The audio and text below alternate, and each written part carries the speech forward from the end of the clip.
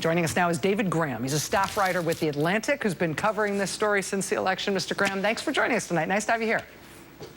Nice to be here. Why is it taking so long for this race to be resolved? We've had close races in other places, but this one really seems to be quite a ping-pong match. Well, it's all these protests and challenges. The McCrory campaign and the Republican Party and some allies have been filing these claims saying that there are questions about the vote totals in certain counties and pushing the process back and delaying both counties getting their specific counts and then the state certifying the totals overall. And that just pushed everything back. Have they been producing compelling evidence that there is, widespread fraud, widespread illegal voting of the type and the magnitude that would overturn this result? Not really. And you see that in the case that these county boards of election, which are all controlled by Republicans, have generally been rejecting the complaints and saying that they're unfounded or they're too late. You get things like claims that there are felons voting.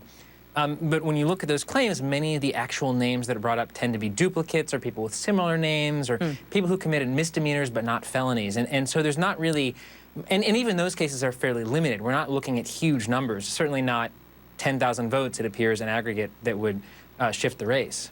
It was an interesting development for me. I've been sort of watching this in a tertiary way. There's a lot going on in the news, a lot to keep an eye on right now. But this North Carolina race, what really pinged for me there yesterday was this decision by the state to tell all of these county election boards, you know what? Unless you're dealing with a huge number of contested ballots, you should basically start to be almost done with this now. They seem to be, even though these are Republican-controlled boards, they seem to be getting to a place where they're going to wind it down. But what about these couple of outstanding counties, including Durham County, that they're going to be focusing on tomorrow?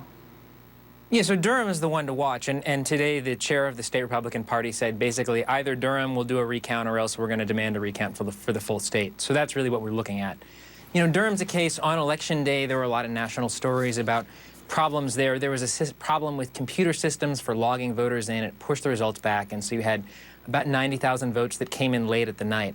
McCrory says that suggests something. There may be some chicanery, something's up, and they want a full recount there. Durham County tends to be a big Democratic stronghold. There are a lot of black voters. It's also a place where McCrory outperformed Donald Trump, who won the state. So, there's not really any evidence of fraud there. And the chair of the county board, who, of course, is a Republican, also says, we've counted all the votes and it all adds up. This is all clean. David Graham, staff writer with The Atlantic, thanks for helping us sort of disambiguate this story. I appreciate your help tonight. Thank you. Thanks. All right, we got more to come tonight. Stay with us.